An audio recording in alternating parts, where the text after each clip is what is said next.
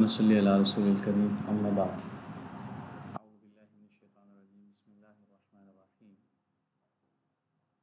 ثم بعثناهم لنعلم ای الحزبین احصی لما لبثوا امدا صدق اللہ العظیم۔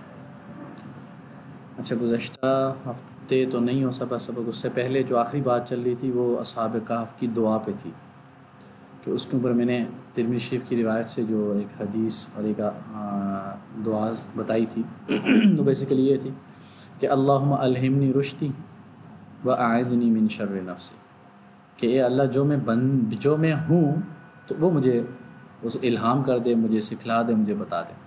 تو ہر بندے کے اندر الگ الگ کوالٹیز ہوتی ہیں، الگ الگ صلاحیتیں ہوتی ہیں، تو اگر اللہ پاک اس کو اسی کام میں لگا دے جس کی وہ صلاحیتیں ہیں تو اس کی زندگی سکھی ہو جائے گی اور وہ اسمارٹ ورکر بن جائے گا، ساری زندگی اپنے کام کو انجوائے کرے گا۔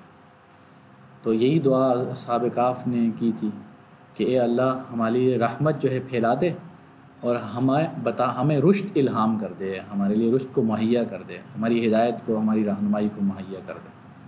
تو پھر اللہ تعالیٰ نے ان کو جس مقصد کے لیے بنایا تھا اس کو پورا کرنے کے لیے بھیج دیا ان کو۔ تو اسی سلسلے میں یہ اجمالی خاکہ چل رہا تھا بیسیکلی اصحاب کہف کا۔ یہ 9 نمبر آیت، 10 نمبر، 11 اور 12 نمبر آیت۔ تو ان آیات میں 4 آیات کے اندر نا پوری جو آگے اصحاب کہف کا جو پورا واقعہ ہے اس کو اجمالی طور پر اور مختصر انداز میں اور سمرائز کر کے بیان کیا ہے، پھر اس کی ڈیٹیل آگے دوبارہ بیان کریں گے اللہ تعالیٰ۔ تو آج کے سبق میں یہ آیت نمبر 10 ہو گئی تھی، تو آیت نمبر 11 ہے فَضَرَبْنَا عَلَىٰ آذَانِهِمْ فِي الْكَهْفِ سِنِينَ عَدَدًا، کہ ہم نے ضربہ کا مطلب بیسیکلی ہوتا ہے مارنا، ضربہ کا مطلب چلنا بھی ہوتا ہے زمین میں، فَضْرِبُوا تم چلو، فی الارض زمین میں چلو، سفر کرنے کو بھی کہتے ہیں، اور ضربہ کا مطلب مارنا بھی ہوتا ہے۔ تو یہاں پہ ضربہ کا مطلب اعلیٰ اذانی میں ان کے کانوں پر مارا، ضرب کرنا، مار دینا۔ تو یہاں پہ کان، جیسے میں نے پہلے بتایا تھا کہ جیسے ماں جب بچے کو سلانا چاہتی ہے تو اس کے کان پہ تھپکی دے رہی ہوتی ہے، تھپ تھپ کی آواز آ رہی ہوتی ہے۔ تو جب ایک ہی ڈائریکشن سے آواز آ رہی ہوتی ہے تو اس کے دماغ کا جو فوکس ہے وہ سائڈوں سے ہٹ جاتا ہے، تو ایک ڈائریکشن میں لگ جاتا ہے، اور جب دماغ کا فوکس ایک جگہ پہ مسلسل لگا رہے نا تو وہ آہستہ آہستہ سن ہونا شروع ہو جاتا ہے، آہستہ آہستہ اس کی حرکت جو ہے، وہ جو میسیجنگ کا جو کام ہوتا ہے وہ کم ہونا شروع ہو جاتا ہے، کیونکہ اس کا فوکس ایک چیز پر ہے۔ جب فوکس ایک چیز پر ہے تو باقی جسم اس سے ہٹ جاتا ہے، باقی جسم ڈسکنیکٹ ہو جاتا ہے۔ تو جو ہی باقی جسم ڈسکنیکٹ ہوتا ہے اور یہ آواز بھی بند ہو جائے وہ سو جاتا ہے۔ تو اسی طرح اللہ تعالیٰ کہہ رہے ہیں کہ ان کو ہم نے ضربنا، ہم نے ان کے کان پہ ایک تھپکی دی، یعنی ترجمہ کرنے والوں نے اس کا ترجمہ کیا ہے کہ ہم نے ان کے کان پہ تھپکی دی، یعنی ایک تھپ ایک ہی سائڈ سے ان کے ایک ہی ڈائریکشن سے آواز آ رہی تھی، باقی ساری ڈائریکشن سے آنے والی آوازیں بند ہو گئی تھیں۔ اور جب تک آواز آتی رہتی ہے نیند گہری نہیں ہوتی، جب آواز آنا بند ہوگی تو نیند گہری ہوگی، یعنی ہم نے ان کو سلا دیا، گہری نیند سلا دیا، کہ ہم نے ان کے کان کی ڈائریکشن سے وہ آواز ہماری ہی سن رہے تھے، باقی ساری چیزوں سے ہم نے ان کو کاٹ دیا۔ تو بالآخر ہم نے ان کو گہری نیند سلا دیا، فی الکہف، کہف میں، سنین عددا، کئی سال۔ اب کتنے سال سلایا آگے وہ آ جائے گا۔ تو یہاں پر جو ہے اللہ تبارک تعالیٰ نے جو ضربنا کا مطلب ہے کہ یعنی گہری نیند سلا دیا، باہر کی جو سنسیشن تھی، باہر کی جو آوازیں تھیں وہ آنا ساری بند کر دی تھی۔ اچھا، اس جگہ پہ اللہ تبارک تعالیٰ نے جو لفظ استعمال کیا، کہف کا لفظ استعمال کیا۔ اب کہف کا لفظ پہلے بھی آیا ہے، الی الکہف، پھر اصحاب الکہف والرقیم یہ آیا ہے۔ تو کہف میں اور غار میں بنیادی فرق کیا ہے؟ غار حرا ہے، غار ثور ہے، آپ صلی اللہ علیہ وسلم غار میں جایا کرتے تھے، تو وہاں پہ غار کا لفظ بھی عربی کا لفظ ہے، کہف کا لفظ بھی عربی کا لفظ ہے، غار کا لفظ بھی عربی کا لفظ ہے۔ تو ان دونوں میں بنیادی فرق کیا ہے؟ غار جو ہوتا ہے اس کے اندر چند تھوڑی سی جگہ ہوتی ہے اور وہ بالکل پہاڑ کی ایک نکر پہ ہوتا ہے، تو چند آدمی بیچ میں گھس جائیں تو اس سے زیادہ آدمی آ نہیں سکتے، یعنی وہ بالکل ایک سوراخ ٹائپ ہوتا ہے۔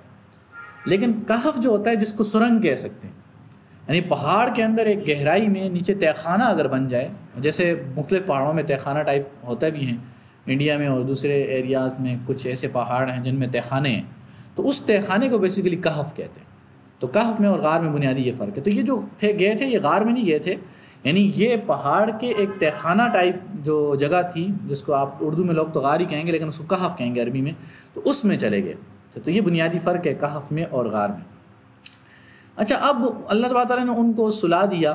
اب یہاں پہ تو لگتا ایسے ہے کہ جیسے وہ جو ہی گئے غار میں اور فوراً سلا دیا، لیکن ضروری نہیں ہے، آگے انشاءاللہ بات آپ کے سامنے آئے گی کہ فوراً گئے ہوں اور فوراً سو گئے ہوں، ایسا نہیں ہوا ہوگا، کیونکہ ان کی جو کیفیات ہیں جو آگے آئیں گی تفصیلی قصے کے اندر وہ بتا رہی ہیں کہ فوراً سونا کوئی ضروری نہیں ہے، بلکہ آگے تفصیلی قصے میں آئے گی۔ پھر اللہ تعالیٰ آگے فرماتے ہیں کہ ثم بعثناہم، پھر ہم نے ان کو اٹھایا تاکہ یہ جانیں کہ ای الحزبین ان دو جماعتوں میں سے کون ہے احصا شمار کرنے والی لما لبثوا امدا، یعنی گنتی کو شمار کرنے والی کون ہے. احصا، یہ جو احصا کا لفظ اللہ تعالیٰ نے استعمال کیا نا، حصا یحسو، یہ لفظ بیسیکلی اس کا ترجمہ آتا ہے گننے کا اور محفوظ کرنے کا. یعنی احصا کا مطلب زیادہ گننے والا، کاؤنٹنگ کرنے والا، یعنی کون ہے اس کی ان کاؤنٹنگ کی ہے کہ ہم کتنا عرصہ رہے ہیں، یعنی اس نے گنتی کی شمار کیا ہے، گنتی کو محفوظ رکھا ہے. تو دو معنی آتے ہیں اس کی لغت کے اندر، ایک محفوظ کرنا، یعنی کون ہے محفوظ کرنے والا کہ کتنا عرصہ ہم رہے ہیں، اور دوسرا کون ہے جو صحیح انداز میں اس کا بتا سکتا ہے کہ کتنی مدت رہے ہیں. لیکن یہ تو ہو گیا ترجمہ، یعنی جو لغوی اعتبار سے ڈکشنری میں اگر دیکھا جائے. لیکن اس سے ہٹ کے اگر تھوڑا سا تفاسیر میں دیکھا جائے اور تفسیر میں دوسری جگہوں پہ جو احادیث آئی ہیں، تو ایک حدیث آتی ہے اللہ تبارک تعالیٰ کے ناموں کے بارے میں. تو ناموں کے بارے میں آتا ہے کہ جو ان ناموں کو احصا کرے گا، یعنی احصا کا مطلب کیا ہے وہاں پہ جو لکھا ہے وہ میں بتانا چاہ رہا ہوں، تو اس کا مطلب سمجھ میں آئے گا کہ ان ناموں کا احاطہ کر لے گا. تو ناموں کا احاطہ کر لینا، کیا ناموں کو یاد کر لینا کافی ہے اللہ کے ناموں کو، کہ اللہ تبارک تعالیٰ کے اتنے نام ہیں جو ان ناموں کو یاد کر لے گا دخل الجنہ، وہ جنت میں چلا جائے گا. تو اب کیا ناموں کو یاد کرنے سے جنت میں چلا جائے گا؟ تو علامہ ابن اسیر ہیں، انہوں نے اپنی کتاب ہے کتاب النہایہ فی غریب الحدیث والاثر، تو یہ وہ کتاب ہے جس کے اندر حدیث کے مشکل الفاظ کے معنی کو بڑے اچھے انداز سے بیان کیا. تو وہ اس حدیث کے تحت لکھتے ہیں کہ اس کا مطلب یہ ہے، اور اقوال بھی لکھے، ان میں سے ایک قول یہ لکھا ہے کہ اس اسماء کا حق ادا کیا، یعنی اللہ کے ان ناموں کا حق ادا کیا اور ان کے مقتضا کو پورا کیا، یعنی ان ناموں کا جو تقاضا ہے ان کو پورا کیا. یعنی اس سے یہ جو بات سمجھ میں آتی ہے کہ ان ناموں کا حق ادا کیا، ہر نام کا الگ حق ہے اور ہر نام کا الگ تقاضا ہے، تو اس نے اس حق کو بھی ادا کیا اور اس کے نام کے تقاضے کو بھی پورا کیا. تو ان کی جو عبارت کہتے ہیں کہ فی اسماء اللہ تعالی المحصی، یعنی شمار کرنے والا. المحصی جو ہے اس کو ویسی تو گنتی شمار کرنا یا محفوظ کرنے والا آئے گا ترجمہ، لیکن وہ کہتے ہیں والذی احصا، وہ ذات ہے جس نے احصا کل شیء بعلمہ، جو اپنے علم کے ذریعے ہر چیز کا احاطہ کیے ہوئے. واحاط بہ فلا یفوتہ دقیق منہا ولا جلیل، اس میں سے کوئی باریک چیز، چھوٹی چیز بھی باہر نہیں جا سکتی اور بڑی چیز بھی باہر نہیں جا سکتی، یعنی اپنے علم کے ذریعے وہ ہر چیز کا احاطہ کیے ہوئے ہے. والاحصاء کو لکھتے ہیں کہ العد والحفظ، یعنی ایک گنتی کرنا ہے اور حفاظت کرنا ہے. پھر آگے فرماتے ہیں ومن الحدیث انا للہ 99 اسما، اللہ تعالیٰ کی 99 نام ہیں. من احصاها دخل الجنہ، جنہوں نے اس کی حفاظت کی وہ جنت میں چلا جائے گا. یعنی احصا کا جو لفظ یہاں استعمال کیا، اس سے جو ہے بتانا مقصود ہے. وہ کہتے ہیں کہ اس کے معنی میں ایک قول یہ بھی ہے کہ اراد من اطاق العمل بمقتضاها، جس نے ان ناموں کے تقاضے پہ عمل کیا، یعنی ان ناموں کی ڈیمانڈ پہ عمل کیا، تو وہ جنت میں جائے گا. یعنی اللہ کے 99 نام ہیں، ان 99 ناموں کی الگ الگ ڈیمانڈز ہیں. جیسے کہ آپ لوگوں کے سامنے آیا ہوگا کہ میں نے ایک جگہ پہ اللہ تعالیٰ کا نام غنی ہے تو ہم فقیر ہیں، تو غنی کا تقاضا ہے کہ ہم فقیر بن کر دکھائیں، تو غنی کا تقاضا ہم تب پورا کریں گے جب ہم فقیر بن کر دکھائیں گے. اور اگر ہم اپنے فقر کو ختم کر کے ہم غنی بن کے اور غیر محتاجی اور اپنے آپ کو محتاج نہیں دکھائیں گے، تو وہ اللہ کے نام جو غنی ہے اس کا تقاضا پورا نہیں ہوگا. جب تقاضا پورا نہیں ہوگا تو وہ لم يدخل الجنہ، وہ جنت میں داخل نہیں ہوگا. یہ تو ایک نام تھا، تو انہوں نے لکھا ہے مثل لمئی یا لم، وہ جانتے ہیں انو سمیعن، کہ کسی کو پتہ ہے کہ اللہ سمیع ہے. سمیع کا مطلب ہوتا ہے مسلسل سننے والے ہیں، یعنی ہم بول رہے ہیں تب بھی سننے والے ہیں، نہیں بول رہے تب بھی سننے والے ہیں، کوئی چھوٹی آواز ہے اس کو بھی سننے والے ہیں، بڑی آواز اس کو بھی سننے والے ہیں، یعنی ہر ڈائریکشن سے آنے والی آواز کو بھی سننے والے ہیں. ہم ایک ڈائریکشن سے سنتے ہیں، دوسری ڈائریکشن سے نہیں سن سکتے. تو جس کو یہ پتہ ہے کہ اللہ سمیع ہے اور بصیر ہیں، دیکھنے والے ہیں، یعنی جو چیز مجھے دکھتی ہے اس کو بھی دیکھنے والے ہیں، جو مجھے نہیں دکھتی اس کو بھی دیکھنے والے ہیں. تو ہر چیز کو جو اندر ہے اس کو بھی دیکھنے والے ہیں، جو باہر ہے اس کو بھی دیکھنے والے ہیں. تو اس کا تقاضا کیا ہے؟ جب وہ دیکھنے والے ہیں تو میں وہ بولوں، جو سننے والے اور دیکھنے والے ہیں تو میں وہ سناؤں جو وہ سننا چاہتے ہیں، میں زبان سے وہ بولوں جو وہ بلوانا چاہتے ہیں، میں زبان سے وہ نہ بولوں جو وہ نہیں بلوانا چاہتے. یعنی اس کا تقاضا ہے. تو اب اللہ کے نام سمیع کا تقاضا یہ ہے کہ میں وہ کچھ بولوں جو اللہ چاہتے ہیں. اگر میں وہ کچھ نہیں بول رہا میں جنت میں داخل نہیں جاؤں گا. تو اللہ کے 99 نام ہیں، اگر ان 99 ناموں کا جو ہم سے تقاضا ہے اس تقاضے کو ہم پورا کر لیں گے جنت میں چلے جائیں گے. اور جب اس کو تقاضے کو پورا کریں گے تو ولی کامل بن جائیں گے، مومن کامل بن جائیں گے. اس تقاضے کو پورا کرتے ہی کرتے انسان یعنی جنت کا مستحق بن جائے گا. تو اس سے ایک اور انہوں نے لکھا، دیکھیں وہ سمع وہ کذالک، اسی طرح اور بہت سارے جتنے بھی نام ہیں ان کو بھی دیکھ سکتے ہیں. تو اس کو لفظ کو یہاں پہ جو لکھا ہے، اس قول کو اگر مد نظر رکھا جائے تو اس سے یہ بات سمجھ میں آتی ہے جو مولانا مناظر احسن گیلانی رحمۃ اللہ علیہ انہوں نے اپنی کتاب کے اندر لکھی، ان کی عبارت میں نوعان میں یہاں کوٹ کر دیتا ہوں کہ انہوں نے یہ لکھا ہے کہ ان دو جماعتوں میں سے کون ہے زیادہ اس کا احساء کرنے والا. تو اس کا مطلب کیا بنے گا، یعنی جو مدت اس عرصے میں گزری، اس زمانے کی جو قدر و قیمت تھی، اس کو ان دو فریقوں میں سے کون صحیح معنوں میں حاصل کر سکا. یعنی دو فریق تھے، ایک یہ فریق تھا جو غار کے اندر تھا، ایک وہ فریق تھا جو غار کے باہر تھا. تو اس زمانے کی قدر و قیمت کو کس نے وصول کیا، کس نے حاصل کیا، کن نے اس کا احساء کیا، کس نے اس کی ویلیو کو جانا، کس نے اس کی ڈیمانڈز کو جانا اور اس کے مطابق عمل کیا. تو انہوں نے لکھتے ہیں کہ یعنی ملک کی عام سوسائٹی سے الگ ہو کر کہفی یعنی غار والی زندگی میں جن لوگوں نے اختیار کی تھی، وہ اپنے وقت کی صحیح قیمت حاصل کرنے میں کامیاب ہوئے. اور یا دوسری طرف جو پارٹی تھی یا فاسد اور گندی سوسائٹی جو گھلے ملے رہے، انہوں نے اپنے وقت کو ضائع ہونے سے بچایا. اب کون ہے زیادہ اس وقت کی قدر و قیمت کو پہچاننے والا اور اس وقت کی قدر و قیمت کا احساء کرنے والا، حفاظت کرنے والا، اس کو جاننے والا، اس پر عمل کرنے والا. تو احساء کا ویسے ترجمہ تو گنتی کا ہو جاتا ہے، لیکن جو انہوں نے جو بات لکھی، کمال بات لکھی ہے. اور اسی بات کے ذریعے ہمیں وہ آپ اللہ تعالیٰ کے 99 ناموں کے بارے میں جو حدیث ہے کہ جس نے ان کو محفوظ کر لیا، جس نے ان کے حق کو ادا کر لیا تو وہ جنت میں جائے گا، تو وہ بات سمجھ میں آ جاتی ہے. اب اگر کبھی موقع ملے گا انشاءاللہ اس کے اوپر ایک الگ سے سیشن کرواؤں گا. یہ میں نے ایک جگہ پہ تھوڑا سا کروایا بھی تھا کہ اللہ تبارک تعالیٰ کے وہ جو 99 نام ہیں، ان 99 ناموں کا تقاضا کیا ہے، اور اس تقاضے کو پورا کرنے کے لیے اللہ تبارک و تعالیٰ نے احادیث جو آپ صلی اللہ علیہ وسلم کے ذریعے سے ہم تک پہنچائی ہیں وہ کیا کیا ہیں. مثال لے لیں، ابھی ایک آپ کے سامنے سمیع اور بصیر کی بات آئی، تو ہماری زبان پر یعنی ہم جو بھی سناتے ہیں، جو بھی بات کرتے ہیں، جو بھی ہماری آواز پیدا ہوتی ہے، اچھا وہ آواز زبان کی بھی ہو سکتی ہے، دل کی بھی ہو سکتی ہے. تو یہ دونوں جو آوازیں ہو سکتی ہیں، تو یہ سمیع کا تقاضا کتنا پورا کرتی ہیں، تو اس پر کتنی پابندیاں لگائی ہیں. تو ذرا تھوڑا سا غور کیا جائے کہ زبان سے غیبت کرنے کو منع کر دیا، زبان سے گانا گانے کو منع کر دیا، زبان سے اس طرح کی چیزیں جو زبان سے نکلتی ہیں، کسی کو برا بھلا کہنے کو منع کر دیا، گالی دینے کو منع کر دیا. اچھا اسی زبان کے اندر خیالات کو لے لیں کہ کسی کے بارے میں بدگمانی کو منع کر دیا، کسی کے بارے میں برا سوچنے کو منع کر دیا. یہ ساری چیزیں سن رہے ہیں نا، کیونکہ تو اب یہ سن رہے ہیں، تو ان تقاضوں کو منع کیا ہے. اگر ان پہ پورا اترے گا انسان مومن کامل بن جائے گا. یعنی اللہ کے سمیع سننے کا تقاضا یہ ہے کہ ہم وہ سنائیں جو احادیث میں کہا ہے کہ سنانے کا، اور ہم وہ نہ سنائیں جو احادیث میں سنانے سے منع کیا ہے. اچھا جو منع کیا گیا ہے بیسیکلی اس کا مقصد ہی یہی ہے کہ وہ تمہارے لیے نقصان دہ ہے، تمہارے لیے فائدہ نہیں ہے. یہ تو ایک نام کا ہے. اگر اسی طرح اللہ تعالیٰ کے سارے نام جتنے بھی ہیں، اب ان میں سے یعنی قرآن اور حدیث کے سب نہیں بلکہ صرف حدیث کے اندر جو 99 نام آئے ہیں، ان 99 نام کا ہماری سائڈ کا جو پہلو ہے اس کو اگر مد نظر رکھا جائے تو سارے قرآن اور ساری احادیث کے احکامات کی لوجک سمجھ آ جائے گی، اس کی حقیقت سمجھ آئے گی. تو اس ایک لفظ سے اگر تھوڑا سا غور کیا جائے تو سمجھ آئے گی. تو بہرحال یہ ایک تھا کہ ثم بعثنا، پھر ہم نے ان کو اٹھایا، اور تاکہ یہ جانے کہ کون ہے اس مدت کا احساء کرنے والا، اس کا احاطہ کرنے والا، اور عام ترجمہ کیا جائے تو گنتی کرنے والا، اس گنتی کو محفوظ کرنے والا.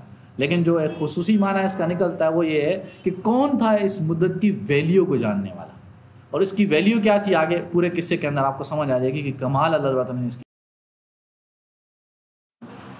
اگلی آیات کے اندر وعلیکم السلام.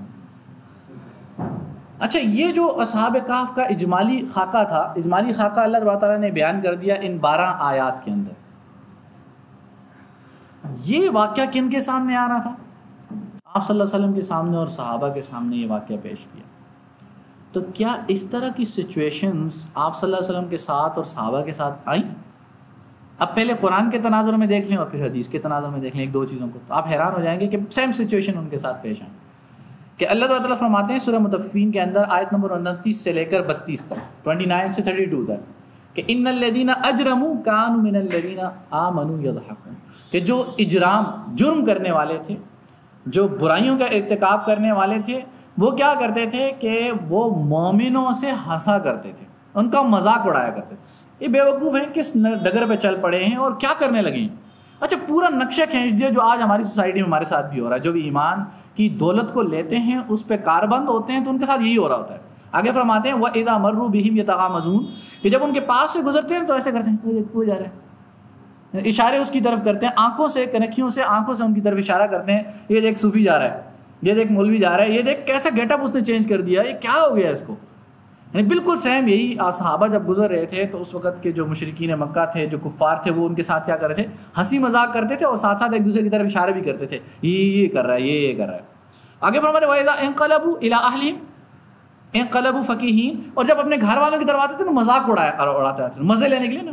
فقیہ کہتے ہیں اسے، تفقہ اور فاقیہ کہتے ہیں وہ چیز جو مزے لینے کے لیے کھائے جائے. فاقیہ کہتے ہیں پھل، وہ پھل جو مزے لینے کے لیے کھائے جاتے ہیں اس کو فاقیہ کہتے ہیں بیسیکلی. اس لیے فقیہین کا مطلب انہیں مزے لینے کے لیے، جیسے مزے لینے کے لیے گپ شپ کرتے ہیں نا، یار وہ دیکھو کیا کیا کر رہے ہیں، کیا ڈرامے باز ہو گئے ہیں، کیا ہو گئے. یعنی جب اپنے گھر کی طرف بھی لوٹ کے آ رہے ہوتے تھے نا تو ان کا موضوع سخن جو ہے، گپ شپ کا جو ماحول ہوتا تھا وہ کیا ہوتا تھا، ان کی مذاق اڑانا ہوتا تھا، ان کی باتوں کو نوٹ کرنا. ہاں دیکھو اس نے کیسا گیٹ اپ بنایا، وہ کیسے کر رہا تھا، وہ نیچے سجدے میں گئے، وہ کیسے زمین پہ جھک رہا تھا، یہ کیا بھلا کیا چیز ہے.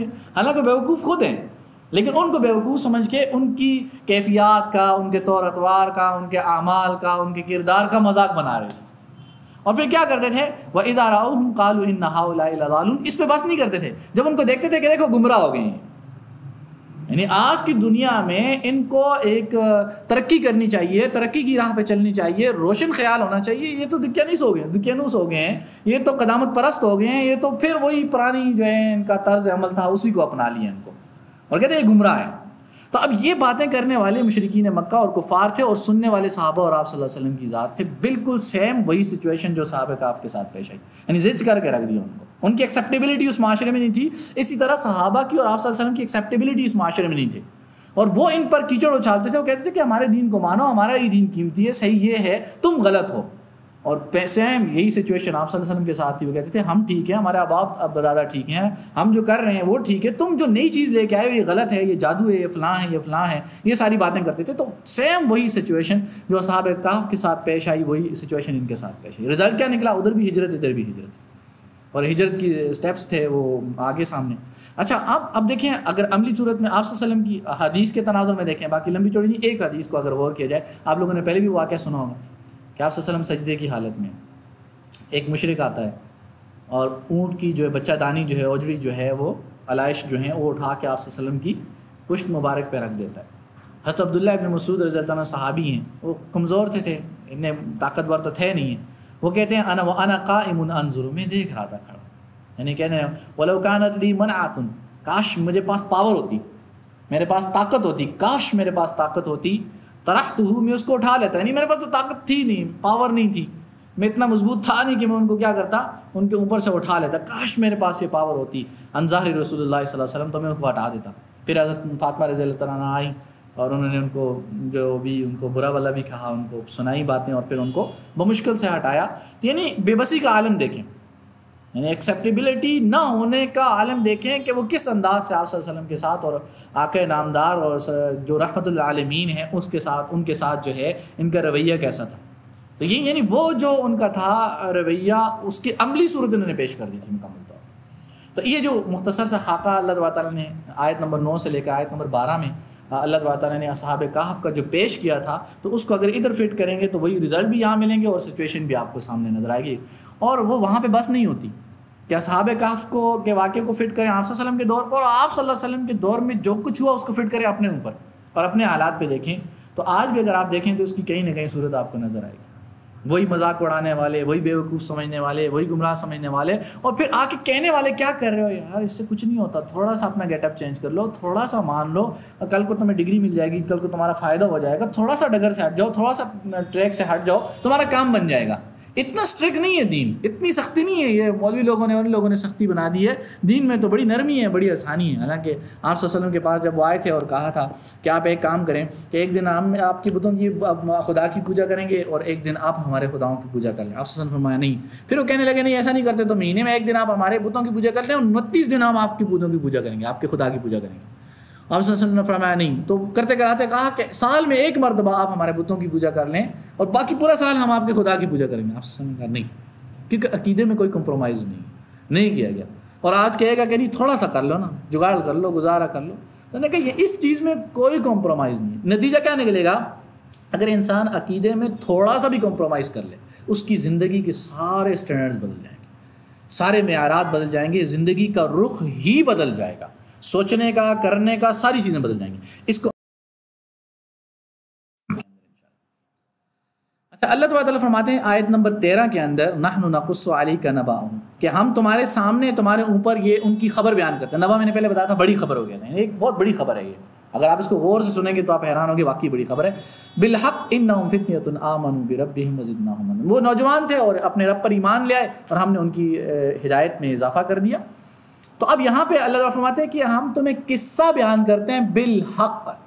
یہ قرآن کا ایک محاورہ ہے، یعنی قرآن ایک محاورہ، جیسے محاورے میں کوئی بات استعمال ہوتی ہے تو محاورے کے ورڈ جو ظاہری ہوتے ہیں اس کا وہ ترجمہ نہیں ہوتا، وہ جو سچویشن ہوتی ہے محاورے کی اس کو بیسیکلی پریزنٹ کیا جا رہا ہوتا ہے کہ الٹا چور کوتوال کو ڈانٹے. یعنی یہ ایک محاورہ ہے جو مختلف سچویشنز میں استعمال کیا جاتا ہے. تو اسی طرح یہ محاورہ ہے قرآن کا. تو بیسیکلی یہ کہنے کا مقصد یہ ہے کہ یہ قصہ برائے قصہ نہیں ہے، ہم حق اور حقیقت کو اس قصے کے ذریعے بیان کر رہے ہیں. اب اس حقیقت سے اور اس حق سے جو جتنا آشنا ہو جائے گا اس کو اتنی ہدایت ملنا شروع ہو جائے گی. تو ہم یہ جو قصہ ہے یہ ہم اس کے حقائق کو آپ کے سامنے رکھ رہے ہیں، اور ان حقائق کا جتنا گہرا علم آپ کو ہوتا چلا جائے گا اتنا آپ کو رہنمائی ملتی چلی جائے گی، اور جتنا سطحی ترجمہ اور سطحی باتیں آپ دیکھتے چلے جائیں گے اور معلوم کرتے چلے جائیں گے اتنا آپ کا قرآن کے ساتھ لگاؤ اتنا کم ہوگا. تو اللہ کہہ رہے ہیں کہ نحن نقص علیک نبأہم بالحق، یہ حق طریقے سے آپ کو جو ہے بیان کر رہے ہیں. لہٰذا اس کے حق کے پیچھے حقیقت کو جاننے کی کوشش کرو، اس حقیقت کو محسوس کرنے کی کوشش کرو، تو پھر آپ کو نظر آئے گا اس قصے کے اندر تو بڑے کمال کی باتیں ہیں جو ہماری زندگیوں کو بدل سکتی ہیں، جو دوسروں کی زندگیوں کو بدل سکتی ہیں، جو ہماری زندگیوں کے اندر بے سکونی، بے اطمینانی اور جتنے بھی پرابلمز ہیں اس کو ختم کرنے کا ذریعہ بن سکتا ہے. یہ ایک قصہ جس کو قصہ کہنے والے قصہ کہیں گے، لیکن اللہ کہہ رہے ہیں بالحق، کہ میں حق کے ذریعے نہیں، حقیقت حال کی ایک ترجمانی کر رہا ہوگا. یہ قصہ جو ایک سچویشن، ایک حالت اور ایک کیفیت کو بتا رہا ہوگا جو تمہارے اوپر بھی طاری ہو سکتی ہے. اور آگے دیکھیں گے آپ کو نظر آئے گا. پھر آگے اللہ تعالیٰ نے جملہ فرمایا انہم فتیۃ، ایک جملہ فرمایا، وہ نوجوان تھے. یعنی ایک کمال، اور کوئی بات بھی کی جا سکتی تھی، ڈائریکٹ ایک بات کی، وہ نوجوان تھے. اچھا نوجوان تھے تو پھر اس بنیاد پر کیا ہوا؟ آمنوا بربہم، وہ ایمان لائے. تو نوجوان تھے. یہ جملہ اللہ تعالیٰ کی ہر بات کے اندر حکمت پوشیدہ ہوتی ہے. تو اس کے اندر بنیادی جس چیز کی طرف اللہ تعالیٰ اشارہ کر رہے ہیں وہ یہ ہے کہ نوجوانی اور جوانی ایسا انسان کی زندگی کا عرصہ ہے جس کے اندر حق یا باطل کو قبول کرنے کی صلاحیت بڑھ جاتی ہے. جوان ہے، اگر کوئی بری تحریک شروع ہوتی ہے وہ اس کے پیچھے چل پڑے گا، اور اگر کوئی اچھی تحریک شروع ہوتی ہے اس کے پیچھے چل پڑا جائے گا. اس کے اندر ربڑ کی طرح لچک بہت زیادہ ہوتی ہے، وہ بہت زیادہ اس کے اندر فلیکچویشن ہوتی ہے، اور بہت زیادہ اس کے اندر ایکسیپٹیبلٹی کی صلاحیت بہت زیادہ ہوتی ہے. اگر اس کو اچھائی میں رنگینی نظر آئے گی تو وہ اچھائی کے پیچھے چل پڑے گا، اگر اس کو برائی میں رنگینی نظر آئے گی برائی کے پیچھے پڑ جائے گا. تو اللہ تعالیٰ نے ایک حکیمانہ طور پہ فرما دیا وہ نوجوان تھے. اور جو انسان بوڑھا ہوتا چلا جاتا ہے، عمر بڑھتی چلی جاتی ہے، تو اس کے عقیدے، اس کے رسم و رواج، اس کے کام کرنے کا انداز ایک اسٹینڈرڈائزڈ ہو جاتا ہے. پھر اس سے ہٹنا اس کے لیے بہت مشکل ہو جاتا ہے، دشوار ہو جاتا ہے.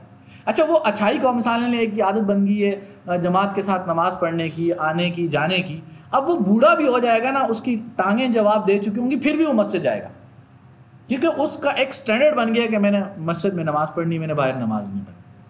اسی طرح یہ تو اچھائی کا تھا، برائی کا بھی یہی حال ہے کہ برائی کے لیے بھی اگر کوئی بندہ کسی کلب میں جاتا تھا اور چھوٹا نوجوانی میں جاتا تھا، بڑھاپا ہے پھر بھی وہ کبھی کبھی چکر ضرور لگاتا ہے، ایک سٹینڈرڈ بن گیا. تو جو چیز بڑھاپے میں ڈیولپ ہو چکی ہوتی ہے اس کو ہٹانا بہت مشکل ہوتا ہے. اور یہی وجہ ہے کہ آپ دیکھیں گے کہ آپ صلی اللہ علیہ وسلم کی دعوت کا جو انکار کرنے والے عمومی طبقے تھے وہ ریجڈ تھے. ریجڈ ظاہر سے ہونا ضروری ہے، اندر سے وہ تھے، اندر ان کا بن چکا تھا، عقیدہ بن جا، انہوں نے انکار کر دیا، اور سب سے بڑی مخالفت ان لوگوں نے کی تھی. اور نوجوان جو ہوتے ہیں وہ ایک دم سے چیزوں کو قبول کرتے ہیں. اس وجہ سے اللہ تعالیٰ نے یہ بات فرمائی ہے کہ انہم فتیۃ، کہ نوجوانوں کے اندر، آپ بھی ماشاءاللہ سارے تقریباً نوجوان، اور اللہ تعالیٰ نے حق کو قبول کرنے کی صلاحیتیں جوانی کے اندر زیادہ رکھی. جو جیسی صحبت انسان اختیار کرتا ہے ویسی اس کو اندر سے فیلنگز بھی بننا شروع ہو جاتی ہیں، اعمال بھی ویسے بننا شروع ہو جاتے ہیں. اچھا پھر اگلا جملہ جو فرمایا اللہ پاک نے کہ آمنوا بربہم، وہ اپنے رب پر ایمان لائے. اچھا آمنوا باللہ بھی کہہ سکتے تھے اللہ تعالیٰ، آمنوا اللہ تعالیٰ بالرحمن بھی کہہ سکتے تھے، بربہم کہا ہے اللہ پاک، یعنی اپنے رب پر ایمان لائے. ایمان کی بنیادی جو وجہ بنتی ہے نا انسان کے اندر، وہ یہ بنتی ہے کہ میں کسی کی مخلوق ہوں اور وہ میرا رب ہے اور میرا خالق ہے۔ اگر کسی کے اندر اس بات کو ایکسیپٹ کرنے کی صلاحیت پیدا ہوگی، اور اس کو انسان دیکھ کے بھی کر سکتا ہے، مشاہدے سے بھی کر سکتا ہے، چیزوں کو مشاہدہ کریں کہ یہ چیز جو ہے پنکھا بغیر بجلی کے نہیں چل سکتا، یہ بلڈنگ بغیر میٹیریل کی نہیں بن سکتی، تو میں اور میری یہ کائنات اور یہ سارا کچھ بغیر کسی خالق کی بن سکتی ہے، اور بغیر کسی چلانے والے کے خود سورج نکل آتا ہے، خود سورج چلا جاتا ہے، خود چاند نکل آتا ہے، خود چاند چلا جاتا ہے، خود سورج کی روشنی کبھی زیادہ ہو جاتی ہے، کبھی کم ہو جاتی ہے، ابھی بارشیں برس جاتی ہیں، کبھی بارشیں ہٹ جاتی ہیں، کہیں بادل برستے برستے بادل ہٹ کے چلے جاتے ہیں، ہوائیں ایک دم سے چلنا شروع ہو جاتی ہیں، ہوائیں رک جاتی ہیں۔ کیا یہ سارا کچھ خود سے ہو رہا ہے؟ آٹو پہ بھی اگر مشین بنائیں گے اس کے پیچھے بھی کوئی ریزن ہوگی، کوئی لائٹ ہوگی، کوئی انرجی ہوگی، اس کے بغیر وہ نہیں چلے گی، یعنی ہر چیز کے پیچھے کوئی ریزن ہوگی۔ تو اس کائنات کے پیچھے کوئی ریزن نہیں ہے، اس کو کوئی پالنے والا نہیں ہے، اس کو کوئی چلانے والا نہیں ہے۔ جو ہی یہ بات سمجھ میں آتی ہے آمنوا برب، تو ان کو سمجھ آیا تھا کہ یہ ظاہر جو پرستی ہے، ظاہر پرستی جو ہے، یہ جو بت ہیں جن کی یہ پوجا کر رہے تھے، اور آج ہم جو ہیں اپنے نفس کے اندر، اپنے دل کے اندر کچھ بت بنائے ہوئے ہیں اپنی مرضی کے، فیشن کے بت ہو گئے، اپنے اسٹینڈرڈ ہو گئے، اپنے رسم و رواج کے بت ہو گئے، عادتوں کے بت ہو گئے، ان کی لوگ پوجا کرتے ہیں۔ تو جو ہی نظر آتا ہے کہ یہ فیشن، رسم و رواج اور یہ سارے جو بت ہیں ان کی کوئی ویلیو نہیں ہے، آمنوا بربہم، تو ایمان پر، اللہ پر یقین بڑھتا چلا جاتا ہے اور یقین مضبوط ہوتا چلا جاتا ہے۔ یعنی جو ہی انہوں نے مشاہدہ کیا، جو اللہ پاک نے ایک پاور دی ہے مشاہدے کی، دیکھنے کی، سننے کی، پرکھنے کی، محسوس کرنے کی، اس کے ذریعے انہوں نے کیا کیا؟ اپنے رب کو محسوس کیا۔ اور یہ بات میں پہلے بھی محسوس کیسے کرتے ہیں وہ تفصیل سے بات کر چکا ہوں۔ تو جو ہی انہوں نے اپنے رب کو محسوس کیا تو رب کو محسوس کرتے ہی آمنوا، وہ ایمان لے آئے۔ تو اس لیے اللہ پاک نے ایک اپنی جو رب کی جو ذکر کیا نا کہ بے رب، اپنے رب پہ ایمان لائے۔ اچھا، ایمان لے آئے، ایمان لانے کے بعد پھر انسان جب ایمان لے آتا ہے نا تو اس کے بعد کیا چیز ان کی طرف متوجہ ہوتی ہے؟ اعمال، کہ جب تم یقین کر بیٹھے ہو تب اللہ کی مانو اور اعمال کرو۔ اچھا، جب انسان اعمال کرتا ہے، اعمال پہ قائم رہنے کے لیے اسے کیا چاہیے ہوتا ہے؟ ایک تو رہنمائی چاہیے ہوتی ہے، دوسرا حوصلہ چاہیے ہوتا ہے۔ دو چیزیں بنیادی طور پہ چاہیے ہوتی ہے، ایک رہنمائی کہ اعمال کیسے کرنے، یعنی اس ایمان کے تقاضوں کو پورا کیسے کرنا ہے، اس کے لیے رہنمائی چاہیے، اور ان تقاضوں کو پورا کرتے ہوئے کبھی دل ڈگمگا بھی سکتا ہے، اور کبھی جو ہے انسان کا خیال جا سکتا ہے یار پھنس گیا ہوں میں، کبھی ادھر ادھر بھی جا سکتا ہے۔ تو دو بنیادی چیزیں چاہیے ہوتی ہیں، ایک رہنمائی اور دوسری دل کی مضبوطی اور اندر کا حوصلہ اور عزم چاہیے ہوتا ہے۔ تو اللہ کہتے ہیں جو ہی وہ ایمان لائے زدناہم ہدی، ہم نے ان میں اضافہ کر دیا ہدایت کے اعتبار سے، یعنی ہم نے ان کی رہنمائی میں، ان کی ہدایت میں اضافہ کر دیا۔ تو اب جو ہی وہ ایمان لائے اللہ تبارک تعالیٰ نے ان کو اپنی نعمتوں سے سرفراز کرنا شروع کر دیا۔ اب ظاہر میں تو لگ رہا تھا کوئی نعمت نہیں ملی ان کو، مصیبت یہ نا اپنے گھر بار کو، اپنے رشتہ داروں کو، اور جو بادشاہی خاندان سے تعلق رکھنے والے تھے تو عیش و عشرت کو، اچھی فیملی کو، گھر کے سکون کو، اگر ایسی نہیں ہے تو اس وقت کی جتنی سہولیات تھیں ان کو چھوڑ کے غار میں جا رہے ہیں، تو اللہ کے ان کو ظاہری طور پر تو مصیبت ہے۔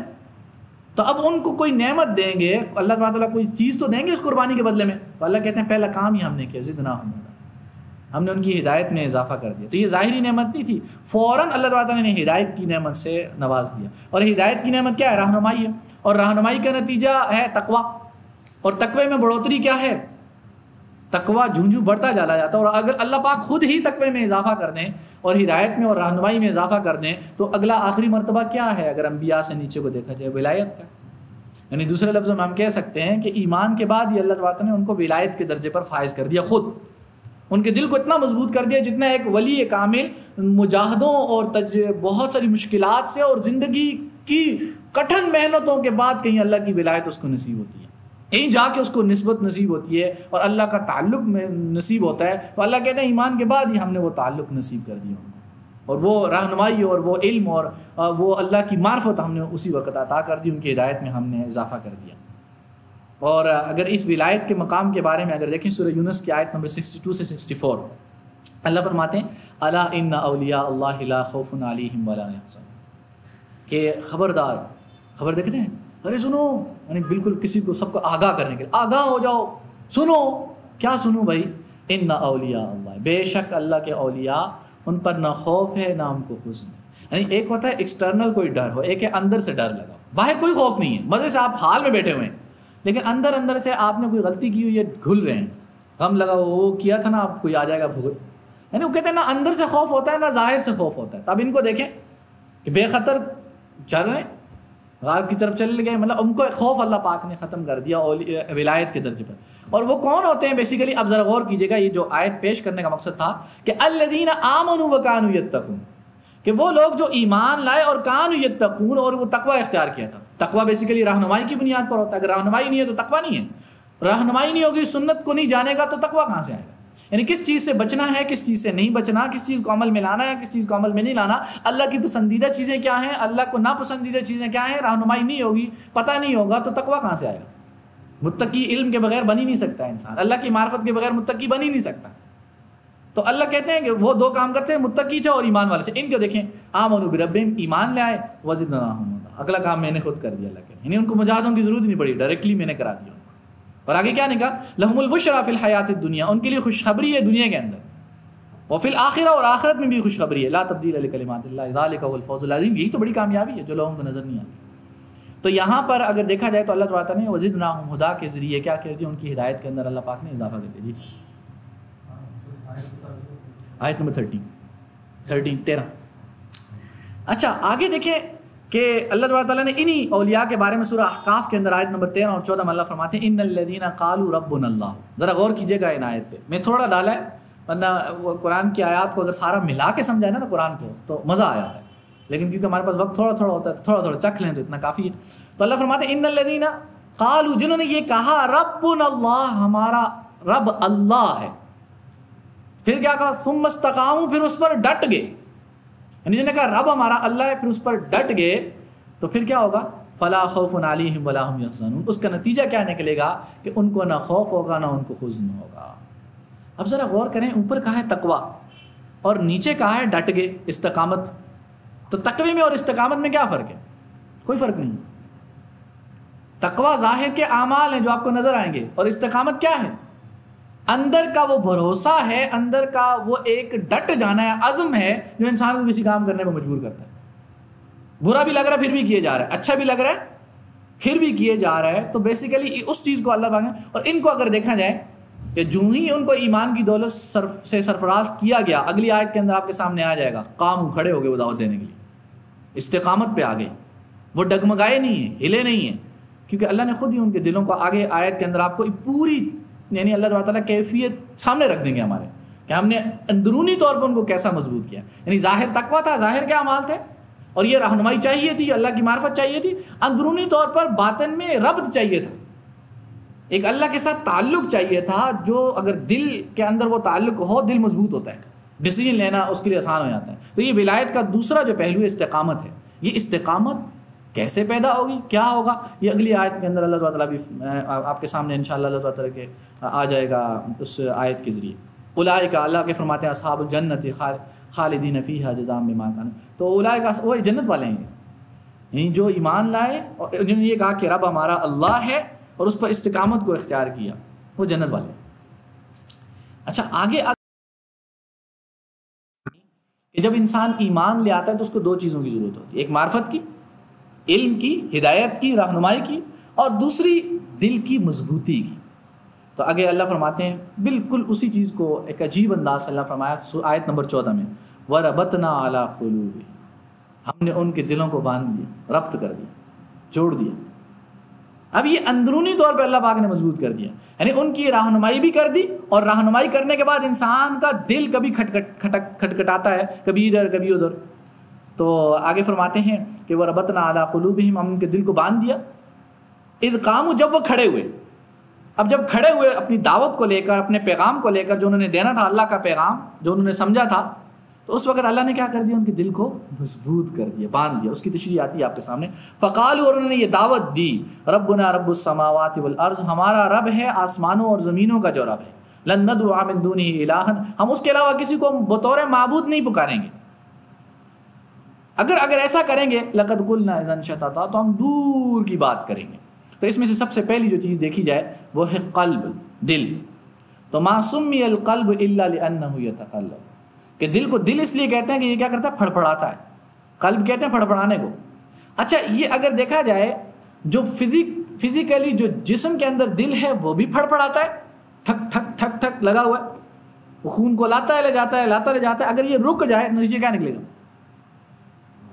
لیکن اگر اس کی جو بیٹ ہے وہ زیادہ ہو جائے تو کم ہو جائے، پھر پورا جسم کا نظام ڈسٹرب ہو جائے گا. یعنی اس کو ایک لیول پہ لے کے آنا، سکون میں لے کے آنا کہ بلڈ پریشر زیادہ بھی نہ ہو اور کم بھی نہ ہو. تو یہ پریشر کو لیول پہ رکھا جائے گا تو انسان کا دماغ، انسان کا جسم پراپر کیا کرے گا؟ کام کرے گا. تو اسی طرح انسان کے دل کے اندر جو خیالات ہیں، جذبات ہیں، افکار ہیں، تو اس کے بھی 3 لیول ہیں. ایک درمیانہ جہاں پہ آ کے رک جائے، ایک سموتھ ایک طریقے سے اور ایک ردم میں، وہ ایک فلو میں افکار اور فکریں اور سوچیں کام کر رہی ہیں. اور دوسرا یہ ہے کہ انتہائی مایوسی کی فکر پیدا ہو جائے. اور دوسری سائڈ یہ ہے کہ فکر کبھی دل ادھر، کبھی وہاں، کبھی وہاں، کبھی کہاں. یعنی دل جو ہے اپنی جگہ ٹکے نا. مثال لینے، دل کیسے نہیں ٹکتا؟ دل اس سبب میں سے موبائل پہ گیا، موبائل سے واٹس ایپ پہ گیا، واٹس ایپ سے یوٹیوب پہ گیا، اس سے ٹویٹر پہ گیا، فلاں پہ گیا. یہ اس اسباب ہیں دنیا کے. یا ادھر سے دیکھیں، اگر بیٹے پہ گیا، بہن پہ گیا، بھائی پہ گیا. ادھر دیکھیں، فیکٹری پہ گیا، مینیجر پہ گیا، فیکٹری کے اندر رکھی ہوئی گاڑی پہ گیا، فلاں کی طرف گیا. دل کیا کر رہا ہے؟ کبھی یہاں، کبھی یہاں، کبھی یہاں. یہاں بیٹھے بیٹھے ہزاروں جگہوں پہ گھوم پہ آ جاتا ہے. یہ ٹکتا نہیں ہے کہیں بھی، پھڑپھڑاتا رہتا ہے. کبھی ادھر، یعنی ایک سبب سے دوسرے سبب پہ کیا ہے؟ چھلانگیں مارتا رہتا ہے. کبھی اس سبب کے ساتھ، کبھی اس سبب کے ساتھ. یعنی اس کی فکر، اس کی سوچ، اس کا شعور، اس کا خیال کبھی کسی نہ کسی چیز کے ساتھ کنیکٹڈ ہوتا ہے. پھر وہاں سے فوراً اٹھتا ہے دوسری چیز کے ساتھ. یعنی اس چیز کے اندر کوئی ہلکا سا شائبہ لگتا ہے دوسری چیز کا، اس کے پیچھے چل پڑتا ہے. مثلا یہاں بیٹھے بیٹھے اس کو وہ خیال آتا ہے، اس خیال سے خیال کے اندر ایک خیال آتا ہے، اس خیال کے اندر ایک خیال آتا ہے. وہ خیال کرتے کرتے وہ دنیا کے کئی کونوں میں گھوم کے واپس آ جاتا ہے. تو اس کا نتیجہ کیا نکلتا ہے؟ دل کے اندر سکون نہیں آتا. ایسے دل کو سکون نہیں ملتا. اب سکون کب ملے گا دل کو؟ تو اللہ فرماتے ہیں وَرَبَطْنَا عَلَىٰ قُلُوبِهِمْ، کہ جن کا دل ہم سے ربط ہو جاتا ہے، جن کا دل ہم سے جڑ جاتا ہے، جن کا دل کا کنیکشن ہم سے جڑ جاتا ہے، تو ان کا دل پھر اسباب کی ہر در پہ نہیں بھٹکتا. یعنی جب کوئی پرابلم یا کوئی سچویشن ایسی گمبھیر پیش آتی ہے تو ان کا دل جو ہے اسباب کے سمندر میں، اور دنیا کے اندر جو اسباب کا سمندر ہے اس میں بھٹکتا نہیں ہے کہ شاید اس سے میرے پرابلم سولو ہو جائے گی، اس سے ہو جائے گی، اس سے ہو جائے گی، اس سے ہو جائے گی. جن لوگوں کا کنیکشن اللہ کے ساتھ نہیں ہوتا تو دنیا کے اندر اسباب کا ایک سمندر ہے جو اس کی آنکھوں نے دیکھا ہے، اس کے کانوں نے سنا ہے، اس کے اندر دل گھومنا شروع ہو جاتا ہے. پھر اس کے دل میں خیال آتے ہیں اچھا بھائی میرے ساتھ یہ کر لے گا، میرا ابو سے بھی ہو سکتا ہے، بہن سے بھی ہو سکتا ہے، نہیں پھر نیگیٹو چیزیں بھی لے کے آتا ہے، نہیں اس سے نہیں ہوگا، اس سے ہوگا، اس سے نہیں ہوگا، اس سے ہوگا. یعنی ایک پرابلم کو لے کے دل ہزاروں کے پاس گھوم کے واپس آ چکا تھا. اور جو ہی اس کا ربط، اللہ کہتے ہیں وَرَبَطْنَا عَلَىٰ قُلُوبِهِمْ، جب ہم اس کے دل کو اپنے سے باندھ لیتے ہیں تو پھر کیا ہوتا ہے؟ وہ ڈائریکٹلی خیال رب کائنات کی طرف جاتا ہے اور رب کائنات اس کام کو کر دیتا ہے، اس کی پرابلم کو سولو کر دیتا ہے، اس کی جو بھی مسائل ہیں اس کو حل دے دیتے ہیں، اس کا سولوشن دے دیتے ہیں. تو ابھی اس کی طرف 2 آیتیں آپ کے سامنے پیش کرتا ہوں جو دوسری جگہ ہیں. اس سے آپ کو سمجھ میں آئے گا کہ اگر دیکھا جائے تو یہ جو ربط ہے کیا. تو ایک دوسری جگہ اللہ تعالیٰ اشارہ کرتے ہوئے فرماتے ہیں سورہ فتح کے اندر آیت نمبر 4 جو ہے کہ هو الذی انزل السکینۃ فی قلوب المؤمنین، کہ وہ ہے جو مسلمانوں کے دلوں میں سکینہ، اطمینان اور سکون اتارتا ہے. اچھا یہ اطمینان اور سکون جو ہے، سارے خیالوں کا کٹ جانا، یہی اطمینان اور سکون ہے نا. کہ اگر انسان کا خیال کسی بری سچویشن کے ساتھ لگا رہے گا، سکون آئے گا؟ نہیں آئے گا. اگر انسان کی فکر لگی رہے کہ میری گاڑی چوری ہو جائے گی تو وہ یہاں سکون سے بیٹھے گا. اسی طرح نماز میں اگر کوئی نماز پڑھ رہا ہے، اس کی جوتیاں باہر رکھی ہیں اور مہنگی جوتیاں بھی لی ہیں اور اس کو خیال ہے کہ گم ہو جائیں گی، نماز سکون سے پڑھے گا. اور اس کے لیے پریکٹیکلی سکھلایا بھی گیا نا کہ اپنی چیزوں کی حفاظت کرو. حج کے موقع پر جاؤ تو پیچھے سامان چھوڑ کے نہ جاؤ، فقہا نے لکھا ہے مدینے میں کہ کہیں تمہارا دل کا سامان بھی اٹکا رہے گا، سکون سے حج نہیں کر پاؤ. تو اب وہ جو چیز کے ساتھ جڑا ہوا ہے دل، وہ جب تک کٹے گا نہیں کنیکشن، نماز میں مزہ آئے گا؟ نہیں آئے گا. اچھا یہ تو ایک چھوٹی سی مثال ہے. یہاں آپ بیٹھے ہوئے ہیں، کسی دوست نے کال کی تھی یار تمہارا لکی نمبر نکل گیا، کچھ بھی ہو گیا ہے، دیکھ لو، اور اپلائی کرنے کا ٹائم پتہ نہیں کب کرنا ہے، اور یہ آ کے یہاں بیٹھ گیا، دل کہاں اٹک گیا؟ اسے ایک سبب کے ساتھ. کیا وہ سکون سے سنے گا؟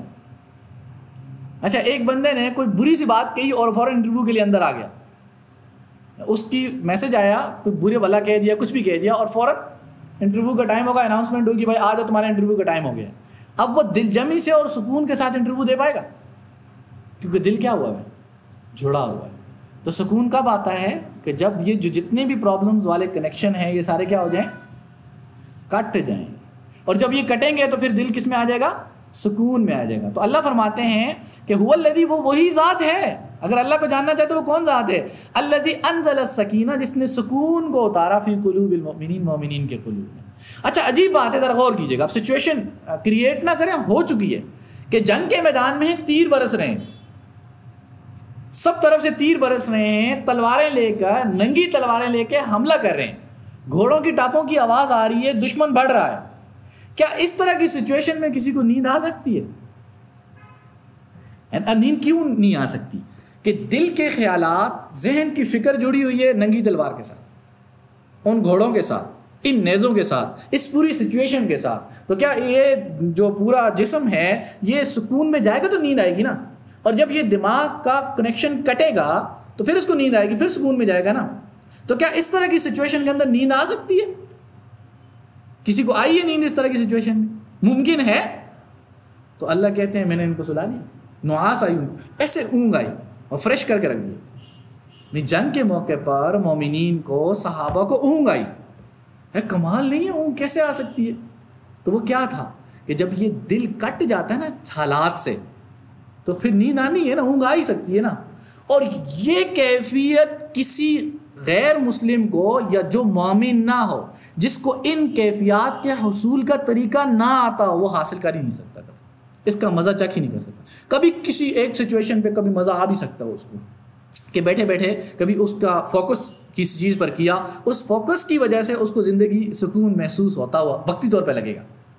اب وقتی طور پہ یوگا کر رہا ہے، کچھ بھی کر رہا ہے، ایک چیز پہ فوکس کر رہا ہے تو اس سے کیا لگے گا؟ اس کو سکون محسوس ہوگا. لیکن وہ تو وقتی کیفیت ہے نا. اور مومن کا کنیکشن ہر وقت جڑا رہتا ہے یا تھوڑی دیر کے لیے جڑتا ہے؟ تو اب اس کی کیفیت سکون والی مسلسل رہے گی یا تھوڑی رہے گی؟ مسلسل. تو یہ فرق ہے. تو اسی چیز کو اللہ تعالیٰ نے سورہ فتح کے اندر ہے والذی، اور اس کا بیک گراؤنڈ آگے پیچھے پڑھیں گے تو یہی بات جو میں نے آپ کو سچویشن بتائی، پوری سچویشن وہی ہے وہاں پہ. اور اللہ پاک نے ان کے دلوں میں سکون اتارا، اور یہی ربط ہے. پھر آگے فرماتے ہیں اسی طرح کی بات حضرت موسیٰ علیہ السلام کا جو واقعہ ہے اس کے اندر اللہ فرماتے ہیں وَأَصْبَحَ فُؤَادُ أُمِّ مُوسَىٰ فَارِغًا، موسیٰ علیہ السلام کی امی کا دل فارغ ہو گیا. کیا مطلب؟ ایک ہوتا ہے انسان فوکس کرتا ہے نا، اور اس فوکس کے دوران بھی انسان کسی نہ کسی چیز کی طرف متوجہ ہو جاتا ہے ہلکا پھلکا، ہے نا. لیکن ایک ہوتا ہے زبردست قسم کا کسی نے چماٹا لگایا، زوردار قسم کا، تو چند لمحوں کے لیے اس کا دماغ کا جو فوکس ہے وہ فوکس سے باہر چلا جاتا، نہیں بلا جاتا. یعنی اس کو کچھ سمجھ نہیں آ رہا ہوا کیا ہے میرے ساتھ. جو ایکسیڈنٹ ہوتا ہے نا، ناگہانی صورت میں آپ سے کوئی آ کر ٹکرا گیا تو چند لمحوں کے لیے ایسا آپ کو محسوس ہوگا نا کچھ بھی نہیں ہے. یعنی کوئی سوچیں سارا کچھ فیلنگ سب بند ہو جائیں گی، ہو جائیں گی. تو اللہ فرما رہے ہیں کہ ان کی موسیٰ علیہ السلام کی ماں کا بھی یہی حال ہو گیا تھا. یعنی ان کو بیٹے کا صدمہ ایسا لگا کہ ساری فکریں ختم ہو گئیں. اصبح فؤاد ام موسیٰ فارغا، وہ فارغ ہو گیا. پستول میں گولی ہو نا، نکال دو، خالی ہوگی نا، اس کو فارغ کہتے ہیں، خالی ہوگی. یعنی ان کا دل خالی ہو گیا ساری فکروں سے. تو کیا فکر ایک ان کے دل پہ سوار ہوئی؟ اپنے بچے کی. وہ اتنی سوار ہوئی، اتنی سوار ہوئی، اتنی سوار ہوئی کہ دل کے سارے کنیکشن جو تھے، جتنی بھی فکریں تھیں، ساری فکریں کیا ہوگی؟ ختم ہو گئی. تو پھر اللہ فرماتے ہیں کہ یہ جو فکر لگی تھی، یہ فکر اگر مسلسل رہے گی تو انسان کے اعضاء کو مفلوج کرے گی نہیں کرے گی؟ اگر غم مسلسل رہے تو انسان کا کھانا پینا، سونا اٹھنا بیٹھنا، جو روٹین کے کام ہے سارے ڈسٹرب ہوں گے نہیں ہوں گے؟ ہو جائیں گے. تو اللہ کیا فرماتے ہیں؟ الکجیب، اللہ تو اللہ ہے نا، کہ ان قادت لتبدی بھی، اس غم کی وجہ سے ممکن تھا کہ وہ انسان کو جب صدمہ ہوتا ہے بے اختیار چیخ نکلتی نہیں نکلتی، لگا یہ کیا تو چیخے کیوں مار رہا ہے بھائی، تو نے خود کہاں مارو یار، وہ نکل گئی، برداشت سے باہر ہو گیا تو نکل گئی، میرے اختیار کے بغیر نکل گئی. یعنی ان کا غم اس درجے کو پہنچ گیا تھا کہ وہ نہ چاہتے ہوئے بھی کسی کے سامنے وہ کیا کر دیں گی؟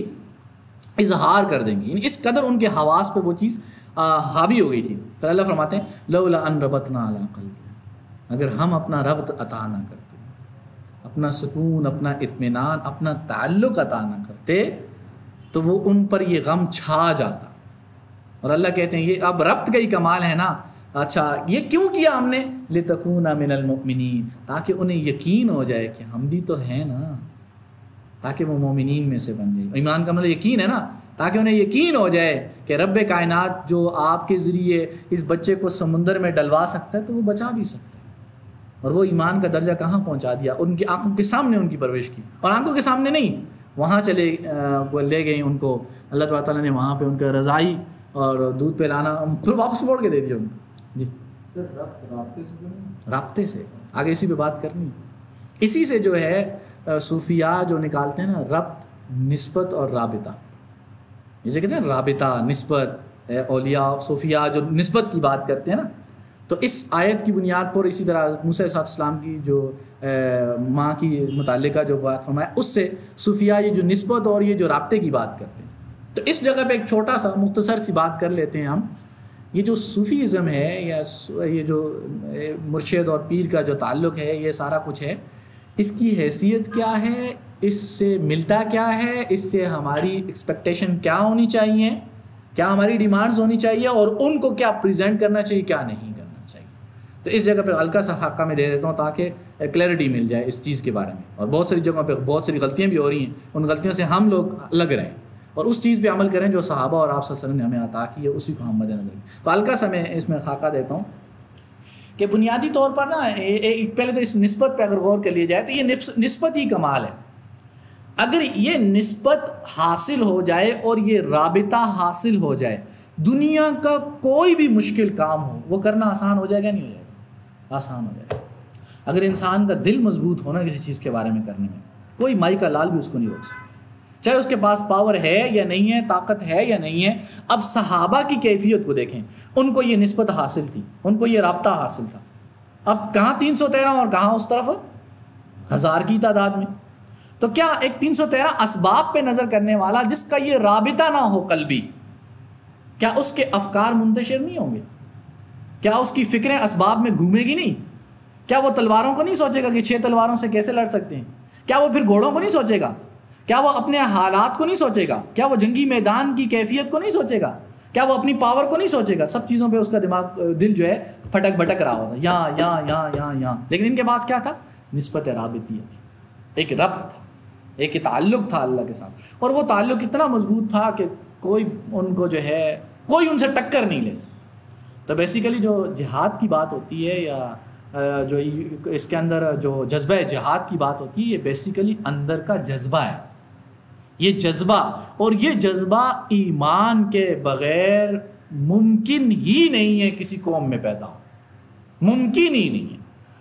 وقتی طور پہ ایموشنل بلیک میلنگ تو کی جا سکتی ہے، ایموشنلی بلیک میل کریں کسی لوگوں کو، مثلا سکھ ہیں، یہودی ہیں، جو بھی ہیں، ان کو بلیک میل کر کے پہلی رو میں لے آئیں جنگ کے اندر، ان سے جنگ کروائیں، لیکن اگر اس کے اندر جو موٹیو ہے ان کا وہ اگر ختم ہو جائے یا نہ حاصل نہ ہوتا ہوا نظر آئے، ایک دم سے پیچھے ہٹ جائیں گے، وہ اندر سے بھی ٹوٹنا شروع ہو جائیں گے، ظاہر سے بھی ٹوٹنا شروع ہو جائیں گے۔ اور یہ کمال اس ربط کی وجہ سے پیدا ہوتا ہے، اور اس ربط کے بغیر جہاد یا جذبہ جہاد ممکن ہی نہیں ہے، اور اس ربط کے بغیر اس جان کو فنا کرنا، ختم کرنا، اس پہ شہید کر دینا ممکن ہی نہیں، کیونکہ اس رابطے کے بغیر انسان اپنا گلا کیسے کاٹے گا، کٹنے کے لیے حاضر کیسے کرے گا، ممکن نہیں۔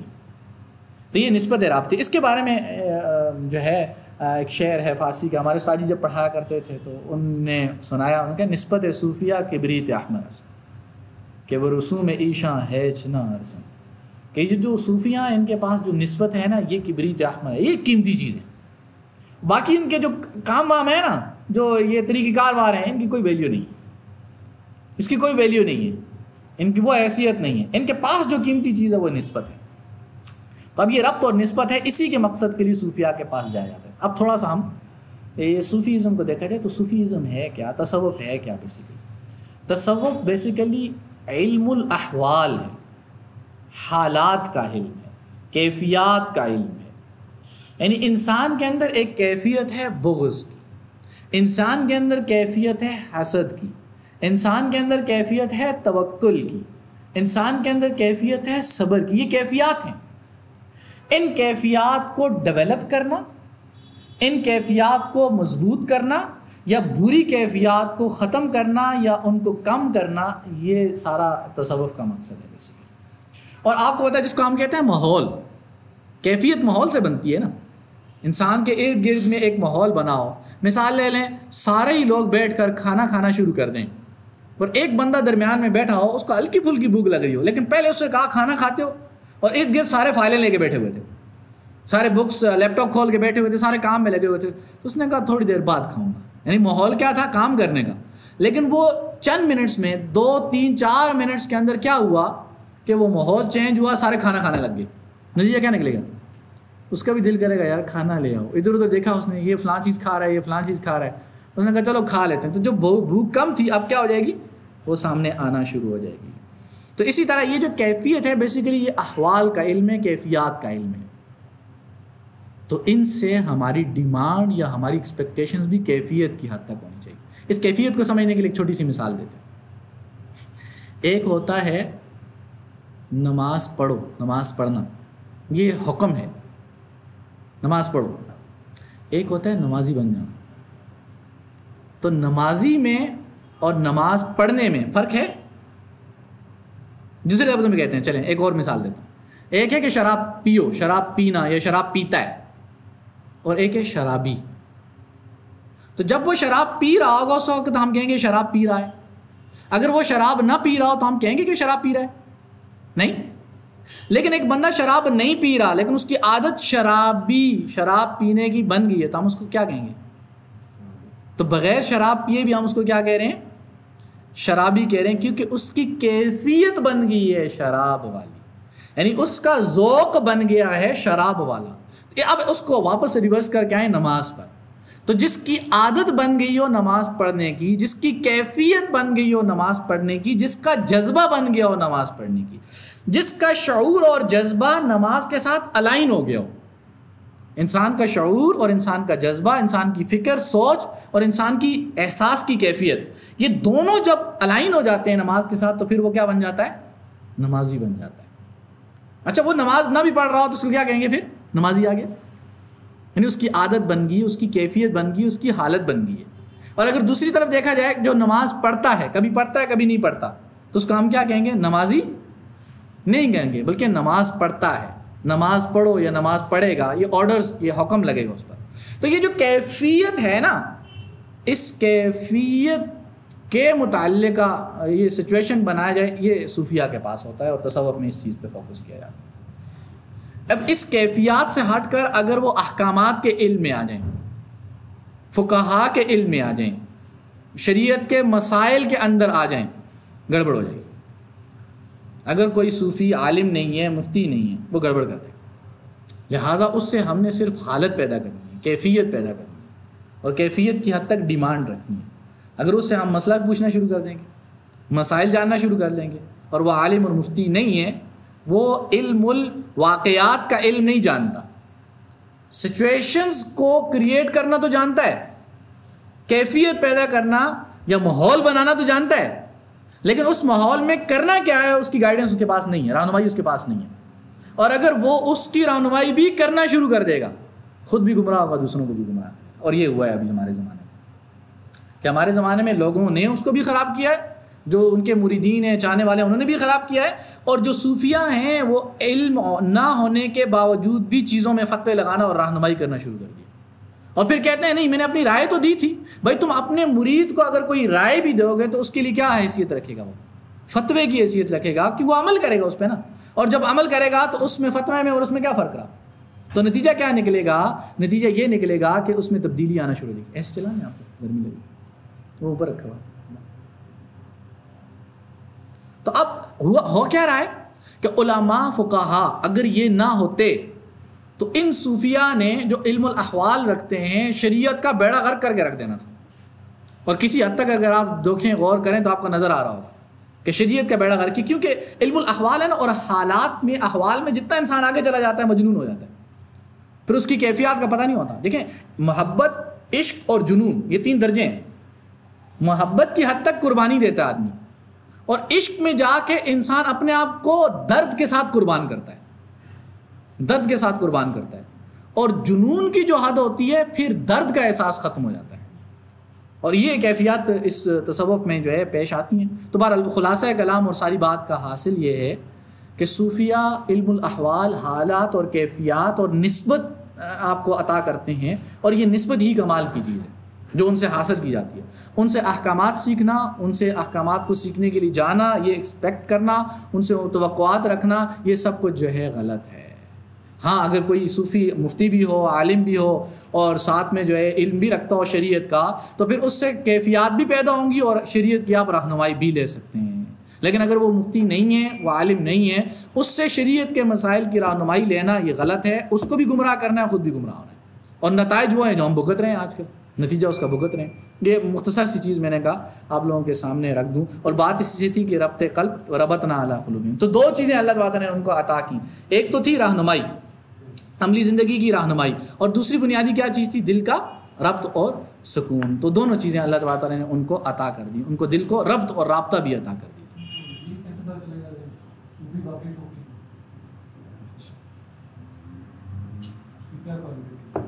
کوالیفیکیشن وہی ہے جو پچھلی آیات میں نے آپ کے سامنے رکھی۔ پہلی بات، آمنوا وکانوا یتقون، متقی ہو، اور متقی وہ ہوتا ہے جو متبع سنت ہوتا ہے، اور ربنا اللہ ربنا، اللہ ہمارے رب ہیں، یعنی وہ اپنے مریدوں پہ، چیزوں پہ، اسباب پہ بھروسہ کرنے کے بجائے سب سے زیادہ استغنا والا ہو، رب پہ بھروسہ کرنے والا ہو، اور پھر اس پہ اس کی استقامت ہو، ڈگمگاتا نہ ہو، پھر وہ جنتی بھی ہے اور ڈائریکٹ کنیکشن ہے۔ آگے اس پہ بھی بات آ رہی ہے انشاءاللہ کہ اللہ پاک نے اس کی علامتیں بھی دکھا دی، یہیں پر دکھا دی۔ تو جو متبع سنت نہیں ہے وہ حقیقت میں صوفی نہیں ہے۔ جو جس کا رب پہ بھروسہ کم ہے، اسباب پہ بھروسہ زیادہ ہے، وہ بھی حقیقی معنوں میں صوفی نہیں ہے۔ یہ تو جذبہ ہے نا، اور جذبہ رب کے تعلق کے بغیر پیدا ہی نہیں ہو سکتا، اور رب کے تعلق کی بنیاد ہی ربنا اور تقوی ہے، اس کے بغیر تو ہو ہی نہیں سکتا نا۔ اور تعلق محبت کا ہے اور تقوی کا ہے، اور محبت کا تعلق کیا ہے؟ اگر قرآن کو اٹھا کے غور سے دیکھیں تو اللہ کیا فرماتے ہیں؟ ان کنتم، کہ اگر تم چاہتے ہو کہ تحبون اللہ فاتبعونی، تو تم اللہ سے محبت کا اگر اب تعلق قائم کرنا چاہتے ہو، صوفی محبت کا تعلق ہے نا، ولایت دوستی کا تعلق ہے، قائم کرنا چاہتے ہو، دوستی سے آگے محبت ہے، تو فاتبعونی، میری اتباع کرو۔ یعنی قرآن میں ساری چیزیں موجود ہیں۔ اتباع سنت اولین ہے، ایمان، اتباع سنت اور استقامت ربوبیت پر کہ میرا رب یہی ہے۔ اگر یہ چیزیں نظر آ رہی ہیں آپ کو تو آنکھیں بند کر کے آپ کریں گے اس کو، لیکن پھر بھی آگے مسائل کی حد تک ان سے پوچھنا ہے، نہ ان سے رہنمائی لینی ہے، لیں گے تو خود بھی گمراہ ہوں گے، ان کو بھی گمراہ کریں گے۔ اچھا آگے اللہ فرماتے ہیں اذ قاموا، یعنی یہ جو ربط کا، یہ جو ہم نے کنیکشن جوڑا تھا اپنے ساتھ، یہ کب کیا تھا ہم نے؟ اچھا یہ کنیکشن اللہ تعالیٰ نے ایمان لانے کے بعد ان کی معرفت میں، ان کی ہدایت میں اضافہ کر دیا، پھر یہ کنیکشن خود ہی جڑ گیا، کسی ان کی ڈیمانڈ کے بغیر، کسی طلب کے بغیر نہیں۔ اللہ کہہ رہے ہیں کہ اذ قاموا، جب وہ کھڑے ہوئے، یعنی جب انہوں نے خود حوصلہ دکھایا۔ کس بات کا حوصلہ دکھایا؟ وہ دعوت لینے کے لیے چلے گئے، وہ مشرکین کے دربار میں جا کر یہ پیغام سنایا جو آگے آ رہا ہے۔ یہ پیغام سنانے کے لیے جب کھڑے ہوئے تو اللہ کیا کہتے ہیں؟ ہم نے بھی کنیکشن جوڑ دیا، ہم نے بھی اپنا رابطہ جوڑ دیا، ہم نے بھی ان کے دل کو مضبوط کر دیا۔ اب یہ کام، اس سے یہ بات سمجھ میں آتی ہے کہ جب اللہ تبارک و تعالیٰ انسان کو ایمان کی دولت سے نوازے تو اس صورت میں سب سے پہلا کام اس کا یہ ہے کہ اس دولت کو اپنے پاس نہ رکھے، دوسروں کے پاس لے کے جائے۔ اور ان کو جب انہوں نے کہا ربنا رب السماوات والارض، یہ ان کا جب یقین ہو گیا، آمنوا بربہم، ہو گئے، ایمان لے آئے، تو سب سے پہلے کیا کہ قاموا، کھڑے ہو اس دعوت کو۔ اور یہ دعوت ان پر فرض نہیں تھی، کیونکہ وہ اپنے آپ کو بچانا چاہ رہے تھے، اس کیفیت سے نکلنا چاہ رہے تھے، اپنے حق کو اور اپنے جو بھی کر رہے ہیں اس کی جسٹیفیکیشن دینا چاہ رہے تھے۔ لیکن ہم پر تو یہ ہے کہ کنتم خیر امت، تم تو بہترین امت ہو۔ ہمارے بہترین ہونے کی وجہ ہی کیا ہے؟ اخرجت للناس، تمہارا کام ہی یہی ہے کہ تمہیں لوگوں کی طرف ہم نے نکالا ہے، تمہارا کام ہی کہ نیکی کا حکم کرنا، نیکی کی تلقین کرنا، دوسروں تک نیکی کو پہنچانا اور برائی سے روکنا، تمہارا کام ہی یہی ہے، ہمارا کام ہی یہی ہے بیسیکلی۔ اچھا بہرحال تو اللہ تو کہتے ہیں کہ جب اللہ تعالیٰ انسان کو ہدایت سے نوازے تو اس صورت میں اس کو خود کھڑے ہونا چاہیے اور تبلیغ کا، دعوت کا، دوسروں تک اس پیغام کو پہنچانے کا کام کرنا چاہیے۔ یہی اصحاب کہف نے کیا۔ اچھا آگے جو انہوں نے دعوت دی، اس دعوت کے اندر دو باتیں انہوں نے بیان کی۔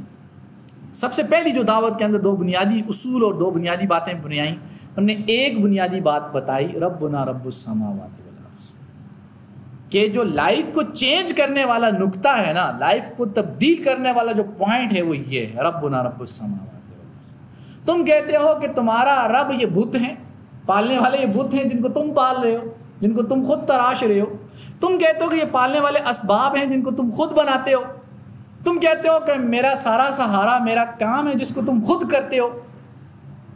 یہ رب نہیں ہے. تو پہلا پوائنٹ یہ ہے کہ ربنا رب السماوات والارض. اب ذرا تھوڑا ریورس لگائیں فل سپیڈ میں, واپس سورت کے شروع میں جائیں تو آپ غور کریں کہ وہاں پر بھی کیا تھا, اتخذ اللہ ولدا, یعنی جو رب کا کام تھا, کردار تھا, اس کو کیا کر دیا انہوں نے, چینج کر دیا ٹوٹل. اور یہاں پہ بھی ان کی پہلی دعوت کا جو پیغام تھا کیا تھا, ربنا رب السماوات والارض. اچھا یہاں پہ بس نہیں کی, یہ تو تھا پازیٹیو پہلو. اس پہ چلیں گے تو دنیا کے اندر بہت ساری تبدیلیاں آئیں گی. ایک نیگیٹو پہلو ہے, اس کا بھی آپ کو سامنے لانا پڑے گا. وہ کیا ہے کہ انہوں نے کہا کہ لن ندعو من دونہ الہ, اس کے علاوہ, اس رب کے علاوہ ہم کسی کو بطور معبود نہیں پکاریں گے, ہم اس کو الہ نہیں مانیں گے, اس کی پوجا پاٹ نہیں کریں گے. ہم یہ دو کام نہیں کر سکتے, اور تم دونوں کر رہے ہو. اب یہ دونوں پوائنٹ یہ سٹیپ بائی سٹیپ ہے. پہلے انسان اس کو رب مانتا ہے, پھر اس کی پوجا کرتا ہے. اور اگر کسی کو رب ہی نہ مانتا ہو تو اس کی پوجا کرے گا. اسی چیز کو اللہ تعالیٰ نے سورہ فاتحہ کے اندر دوسرے انداز میں ہی بیان فرمایا. شروع میں ہماری بات ہوئی بھی تھی کہ الحمدللہ رب العالمین, یعنی پہلے انسان رب مانتا ہے, پھر بیچ کی صفات کو سکپ کریں تو آگے کیا ہے, ایاک نعبد و ایاک نستعین. تو جب تک کسی کو رب نہیں مانے گا وہ اس کی عبادت کر ہی نہیں سکتا. تو جب تک رب ہونے کا یقین نہیں آئے گا دل میں, اس وقت تک وہ اس اللہ تبارک تعالیٰ کی عبادت صحیح طرح کر ہی نہیں سکتا.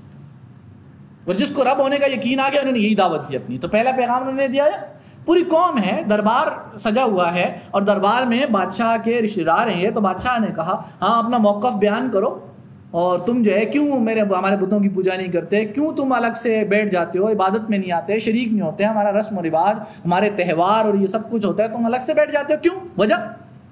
انہیں اس قام کھڑے ہوئے, اللہ پاک نے ان کو حوصلہ دیا کھڑے ہونے کا. کھڑا ہوئے, حوصلہ اللہ پاک نے خود ڈال دیا, اور کہا ایک بات, ربنا رب السماوات. یہ چینجنگ پوائنٹ ہے, یہ برننگ ٹرننگ پوائنٹ ہے. یہی پوائنٹ ہے جو آپ میں اور ہم میں فرق ہے. تم وہ ہو, ہم یہ ہیں, ہم الگ ہیں, تم الگ. اور دوسری بات, اسی پوائنٹ کی وجہ سے کیا ہوگی کہ لن ندعو من دونہ الہا, اس اللہ تعالیٰ کے علاوہ کسی کو ہم معبود نہیں مانتے. جب یہی رب ہے تو یہی معبود ہے. یہ نہیں ہو سکتا کہ اس کو رب مانے اور اس کی پوجا کریں. اور آج لوگ کیا کرتے ہیں کہ رب مانتے ہیں چیزوں کو اور پوجا کرتے ہیں اللہ کی. تفریق آ گئی نا, وہ یقین بنتا ہی نہیں, پریشان ہو جاتے ہیں. کیونکہ رب مانا ہے چیزوں کو, یقین چیزوں پر ہے, اور عبادت کس کی کر رہے ہیں, اللہ کی. تو کیا پھر اللہ ان کی ڈیمانڈس کو پورا کریں گے, ان کی ایکسپیکٹیشن سے پورا اتریں گے؟ ممکن ہی نہیں. اور پھر کہتے ہیں ہم سے غلطی کیا ہوئی, نمازیں تو پڑھتے ہیں. بھائی نمازیں عبادت ہے, عبادت سے پہلے رب بھی تو مانو نا, یقین بھی تو ہو نا, بھروسہ بھی تو ہو نا, ایمان بھی تو پکا ہو نا. اور وہ نہیں ہے اگر, تو سب کچھ غلط ہو جائے گا. اچھا یہ دو باتیں کہنے کے بعد اگر کہا انہوں نے کہ چلو ہم مان لیں, آپ کی بات مان لیں, تو کیا ہوگا کہ لقد قلنا اذن شططا. شطط کہتے ہیں کسی بھی چیز کی بہت دوری تک چلے جائیں. یعنی کوئی بات کر رہے ہیں نا, تو کوئی بات کی لاجک نہیں, لاجک سے بھی پیچھے بالکل دور کی بات, یعنی جس کا کوئی منہ ساری نہیں. جیسے میں نے آپ لوگوں کو پہلے ایک لطیفہ سنایا تھا کہ ایک بادشاہ نے کہا کہ میں نے تیر مارا ہرن کو اور اس کے کھر میں لگا اور ناک سے نکل گیا. اب یہ کیسے پاسبل ہے کہ کھر میں لگے اور ناک سے نکل جائے؟ یعنی کھر میں لگے گا یا اوپر تک جائے گا, ناک سے نکلنے کا کوئی پاسبلٹی نہیں. تو ان کا چیلا بھی ایک کمال کا تھا, اس نے کہا اس وقت وہ کھجا رہا تھا, یعنی وہ کھجا رہا تھا کھر سے, تو کھر میں لگا اور ناک سے نکل گیا. یعنی ایسی دور کی بات کی جس کی کوئی عقلی توجیہ بھی نہیں ہے. تو چلو ہم آپ کی بات مان لیں, ہم ان بتوں کو کیا مان لیں, رب مان لیں, ان بتوں کی پوجا کریں. تو بھائی عقل ہی نہیں مانتی, بہت دور کی بات ہے, اس کو نہیں مانتے عقل. اور پھر آگے وہ ڈیمانڈ بھی کریں گے لے کے آؤ, یعنی تمہارا لاجیکلی بھی یہ بات فٹ نہیں آتی. اور آج کل جو کچھ ہو رہا ہے, اگر ان سے بھی لاجک مانگیں گے, ایک ڈیپتھ جائیں گے, تو کچھ بھی لاجک نہیں ہوگی ان کے پاس کسی بھی چیز کو.